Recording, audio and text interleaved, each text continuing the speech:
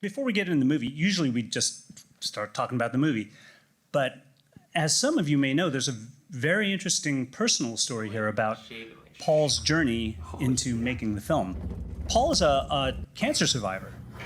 Correct me if I'm wrong, Paul, but my impression is that during your treatment for each of these bouts of leukemia, you've been writing scripts. You wrote the scripts for 2 shorts and 2 features, right?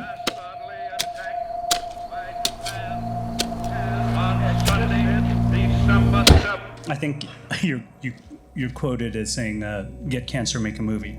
Well, first of all, I thought it was really funny, very well written. You know, I told him I don't think I've ever seen a film like this. Everything we left behind, old things and secrets, enough to start a life together. The 2 of us have dreamt about, but never actually been able to do it. And it's always just been this big dream that's like, oh, maybe we never will. I don't get why you keep all these little secrets about her. I'm not keeping secrets. Everyone thinks she's a spy now.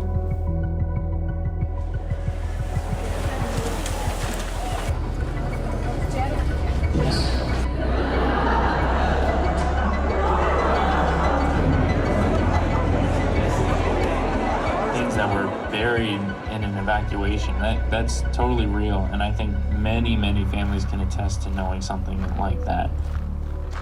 So when this movie first started, I was writing it in the hospital. My cancer had relapsed, as you saw, and I used writing the script to just get me through all those treatments.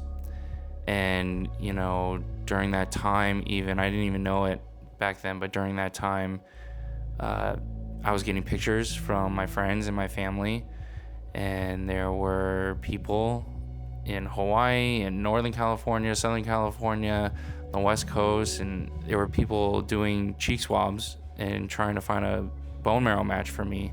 I don't know, I've never felt so thankful about anything in my life. And this community that surrounds me and surrounds this movie, they really did save my life. Yeah, so I did the bone marrow transplant, and then that went well, and I got discharged, and I was in remission, but you know, I was really weak, and I couldn't walk, and I needed a lot of help, but I did have this finished script for a No-No Girl, and I was determined that, you know, we were gonna make this movie.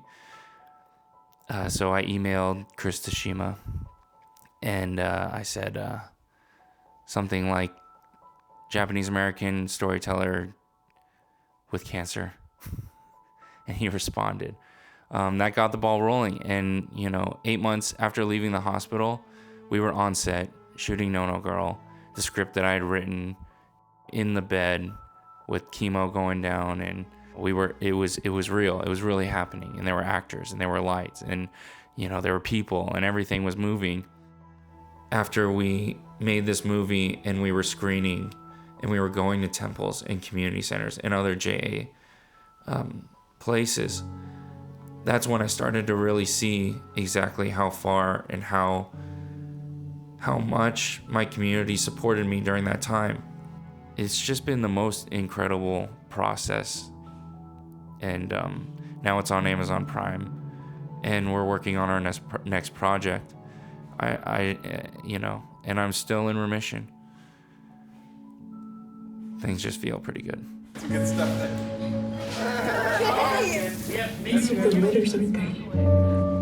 Yes. And action. Oh my gosh. 3. Is it still there? I love you guys. Yeah, I don't know. We know there's old things in this family. I love